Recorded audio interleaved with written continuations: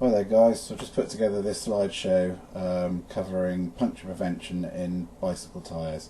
So I'm a rural utility cyclist, pop into the shops, that sort of thing, and also going on various adventures around the place, seeing new places, that sort of thing.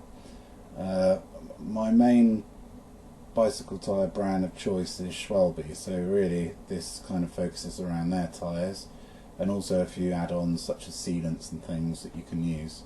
So I've used a great variety of Schwalbe tyres over the last, say, 10 years or so, and so I've got quite a good understanding of the different systems they offer.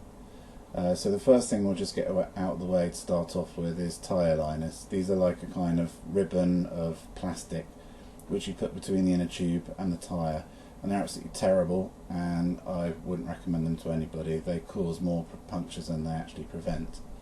So the second thing you might try is extra thick inner tubes. Most manufacturers will offer up a range of different inner tube weights or thicknesses for different uses. So I've tried sort of standard tubes and the wider ones, so they don't have to stretch so much, and also the downhill tubes, which are a lot thicker and also a fair bit heavier. I haven't really found that they helped against spiky things such as thorns, but they do help against pinch flats and things like that, which I'm not too worried about nowadays, but would have been when I was younger and doing stunts and stuff. So the main topic here is puncture-proof tyres. Now again, these won't always protect you against thorns, but I found them to be the best possible offering really against thorns, which is a hard layer within the tyre to protect against thorns and sharp objects.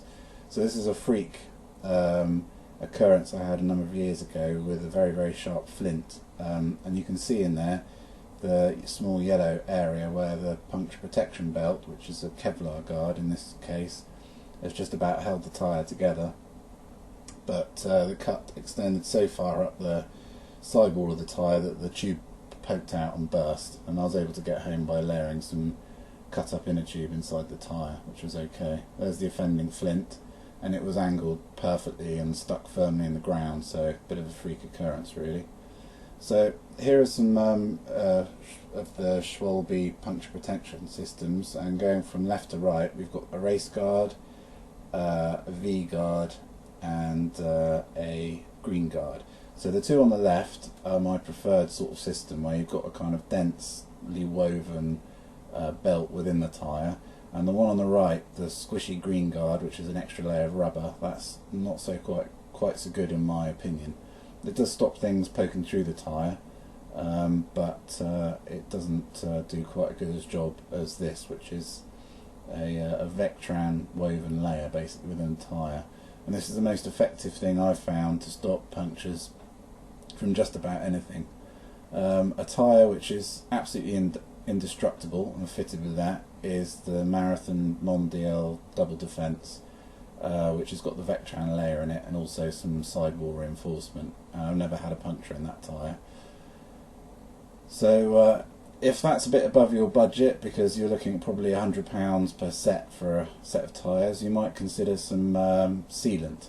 And this can be installed in a couple of minutes. You don't even need to take the tyre off the bike. And if I was puncture proofing a whole family's worth of bicycles, then I would probably do that. You can buy it for £10 for a big pot. OKO is a good brand, which I've used quite a bit, and very quick to do. You just squirt it in, and you could probably do a whole family's worth of bikes in an hour, and you won't have to replace any tyres or any tubes or anything like that.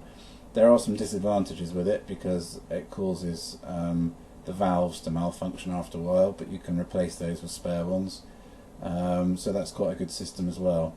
So if you're like a bit of performance when you're riding, then I would probably go for an expensive tyre with a Vectran belt, and if you're not too fussed or can't afford it, then I would go for some Tyre Sealant just squirted in.